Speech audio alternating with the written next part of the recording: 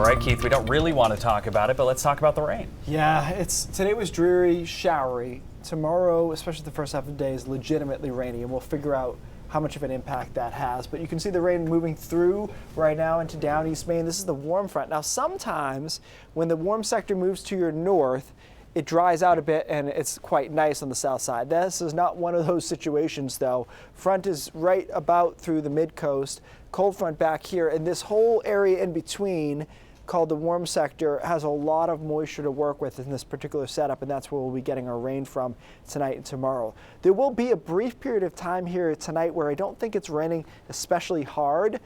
There'll be a couple of showers around. There's some drizzle along the coastline, otherwise cloudy. But by tomorrow morning, the rain starts moving in pretty heavily, and this is where our downpours come from. Now, it's not necessarily raining all that long in a lot of spots, but it comes down hard here tomorrow morning through the mid-morning hours into the mid-coast, and then eventually into the early afternoon over down East Maine. So you can see how it moves away pretty quickly, but in that short period of time, we're putting down, it looks like 1 inch to 1.5 inches of rain on top of ground that obviously, if you've been outside recently, is quite saturated. So that'll be an issue for us. Showers taper off tomorrow night, and then Saturday looks like a better day. There will still be some showers kicking around, but we also see some breaks of sunshine in there on Saturday afternoon especially. So wind gusts are going to be a problem, but I think it's pretty exclusively for down East Maine.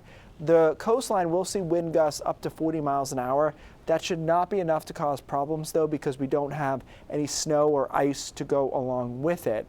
Into down East Maine, you'll notice the models are putting out 54, 55. Now, typically, computer models go too high on the wind gust layer, but I do think gusts up to 50 are possible, and that's where the National Weather Service has issued a wind advisory for Washington and Hancock County, and then actually recently extending it into Bangor, where there could be a few outages possible.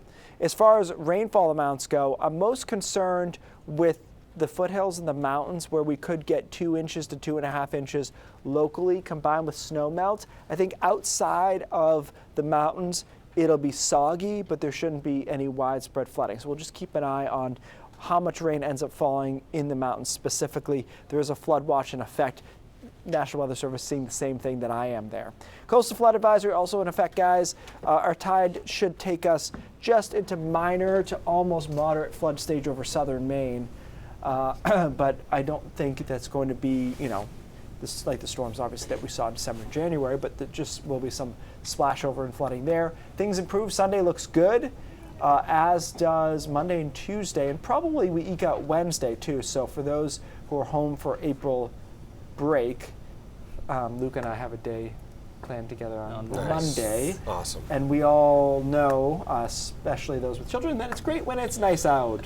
It makes life a lot easier. Yeah, so. and 60s for some kids is short weather already. Yeah, for some adults too. I was really impressed on Monday when we were in Holton at 61, and I was like, I'm really quite comfortable here. Yeah. So we'll get there again.